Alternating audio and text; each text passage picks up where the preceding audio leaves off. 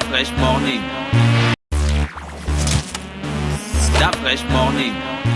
Sur les 104.5, on est avec Jean-Paul. Jean-Paul, bonjour. Bonjour Dafresh. Tu as passé un bon week-end? Oui, tranquille, en famille. Donc tu as la forme ce matin? Oui, j'ai la pêche. L'actualité internationale est marquée par quoi? Ce week-end, on avait les élections générales dans le Royaume-Uni.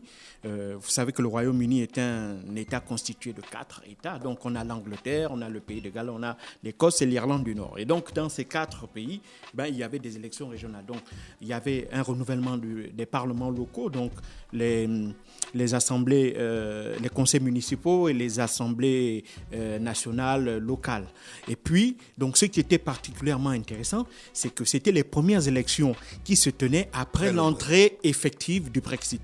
Et donc on devait voir une chose, quelle était l'attitude du parti travailliste, le Labour. Il faut savoir que Jeremy Corbyn avait quitté la tête du parti après l'échec des élections de 2019, qui avait renforcé, si tu veux, le pouvoir conservateur et qui avait renforcé ainsi donc l'aura de Boris Johnson sur le gouvernement, puisque lui, il était venu avec un slogan « Let the Brexit done », donc laisser le Brexit se faire, alors que Jeremy Corbyn était dans une position un peu ambiguë.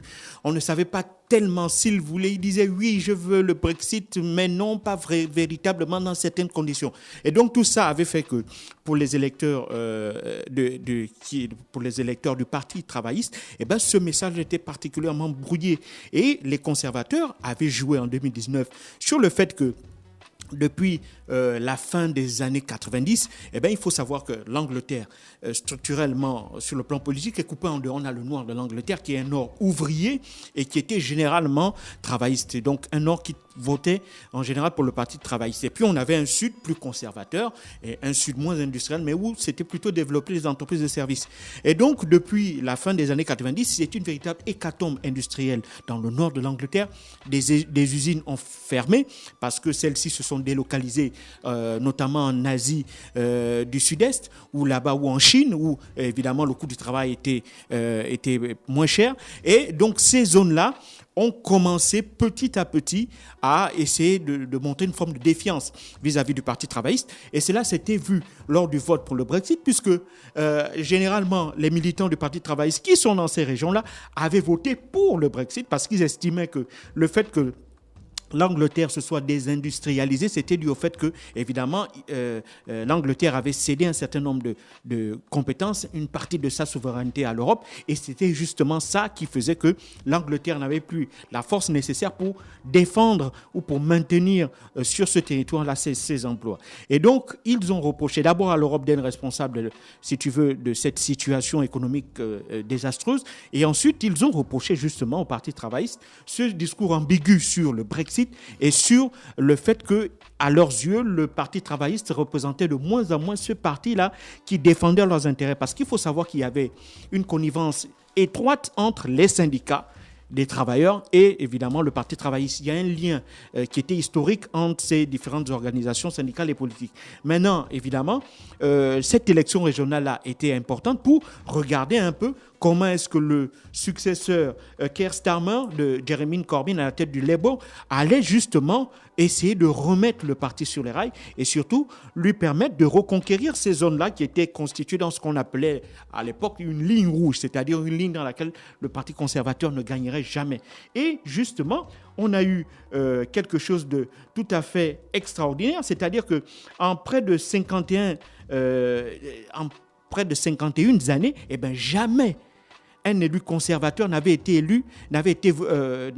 remporté l'élection dans le nord de l'Angleterre. Et c'est ce qui s'est passé parce que, évidemment, Jill Mortimer, c'est le nom de ce parti, de cette députée conservateur-là, a réussi cet exploit de remporter un siège au nord de l'Angleterre en plein fief du Labour. Donc ça, c'est la première chose. Et puis la deuxième chose, lorsqu'on regarde de manière globale, comme je disais, il y avait près de 5000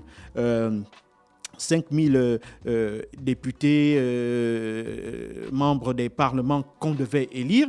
Il y a à peu près 143 parlements et conseils locaux à réélire. Et donc, ce qui était intéressant de regarder, c'est que globalement, qu'est-ce qui se passe? Déjà en Angleterre, comme je l'ai dit, le Parti conservateur a fait quelque chose d'extraordinaire, c'est qu'il a pu élire un membre au nord de l'Angleterre. La deuxième chose, c'est qu'il a renforcé considérablement ses positions au sud et surtout, il commence à avoir de plus en plus de sympathisants dans le fief du Labour. Pourquoi ?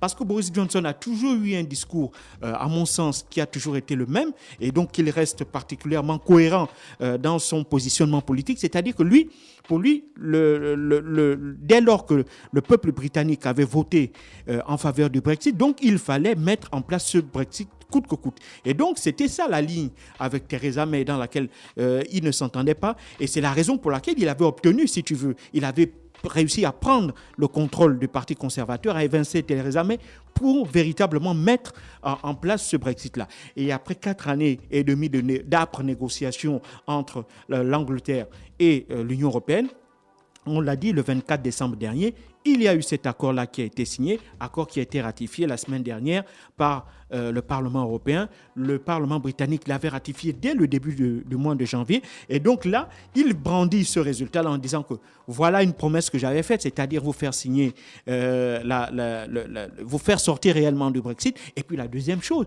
c'est qu'il a su retourner la situation de la pandémie du Covid-19. Il faut savoir que l'Angleterre est l'un des pays où il y a eu le plus grand nombre de morts, 127 000 morts du Covid. Et il a su jouer sur deux choses. La première, c'est qu'il a mis énormément de moyens financiers dans le cadre de la lutte contre la pandémie. Et surtout, il s'est targué d'un résultat extraordinaire en matière de vaccination. L'Angleterre est le pays d'Europe où il y a eu le plus grand nombre de personnes vaccinées. Et cela se voit dans les chiffres aujourd'hui, puisqu'on commence à observer une baisse substantielle, significative depuis plusieurs semaines du nombre de contaminations. Et en plus, il y a l'économie qui repart. Et certains experts disent que d'ici la fin de l'année, voire le premier trimestre de l'année prochaine, on pourrait assister à une reprise réelle de l'économie britannique. Et donc, il joue sur ces 3 facteurs-là, et c'est cela qui lui a permis de remporter dans la plupart des sièges. Seulement, il a une épine dans son pied. Cette épine s'appelle l'Écosse. Parce qu'en Écosse, il ne faut pas l'oublier, en 2014, l'Écosse avait organisé un référendum d'autodétermination sur son avenir politique, sur son indépendance. Et 55% des Écossais avaient voté contre l'indépendance de l'Écosse. Mais oui, mais ça, c'était avant le Brexit. Parce qu'il ne faut pas l'oublier, lorsqu'on organise le référendum sur le Brexit en 2016, il y a 76% des Écossais qui veulent rester dans l'Union européenne,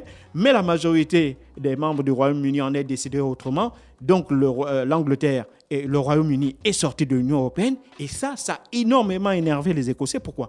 Parce que plus de la moitié de leur économie est justement tournée vers l'Union européenne. Donc, le fait de sortir de l'Union européenne, c'est une perte importante pour l'économie écossaise. Et c'est justement sur cela que Nicola Sturgeon, qui est la première ministre écossaise, joue. Elle vient d'être élue pour la 4e fois consécutivement. Et donc, elle dit ceci à Boris Johnson, c'est-à-dire que c'est vrai qu'en 2014, les Écossais avaient majoritairement voté contre l'indépendance, mais oui, ça, c'était avant le Brexit. Or, les Écossais ont majoritairement voté pour rester au sein de l'Union européenne, et vous avez décidé qu'on en sorte. Et donc, les intérêts écossais étant plus importants pour mes électeurs, je dois privilégier les intérêts de mes électeurs au détriment des intérêts de Londres. Et donc, de ce point de vue, cette positionnement, cette réalité m'impose de réorganiser un deuxième référendum d'autodétermination sur l'avenir de l'Écosse.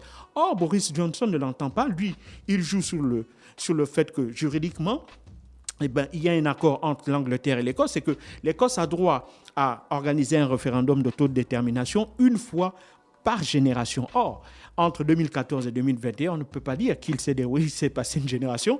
Et c'est justement là où on va s'attendre à d'âpres discussions entre les Écossais et les Anglais, voire même à une âpre bataille judiciaire, parce qu'il est clair que Nicola Sturgeon, avec le soutien des Verts, il faut savoir que le Parlement écossais, c'est 129 députés, Nicola Sturgeon a manqué la majorité absolue d'un seul siège, mais évidemment, avec le soutien du Parti des Verts qui ont obtenu 8 députés, elle aura la possibilité de diriger l'Écosse, et surtout, avec les Verts, ils partagent justement cette même ambition de sortir du Royaume-Uni et de faire de l'Écosse un État indépendant. Donc, Évidemment, sur un plan général, pour Boris Johnson, il y a une très grande satisfaction de ces élections générales, puisqu'elles lui ont permis soit d'opérer des percées au nord de l'Angleterre, soit d'asseoir évidemment sa domination au sud de l'Angleterre, sauf à Londres, parce qu'il y avait aussi les élections municipales à Londres. Et là, c'est Sadiq Khan, le premier maire londonien issu d'une minorité. Il est d'origine pakistanaise.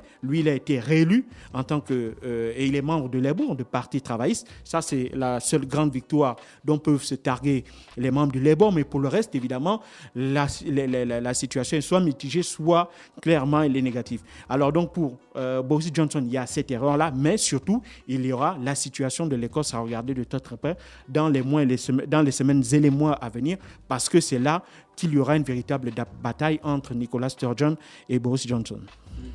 Merci Jean-Paul qui revenait donc sur l'actualité internationale ce matin sur les 104.5 Urban FM, la station urbaine. On se retrouve juste derrière, restez connectés.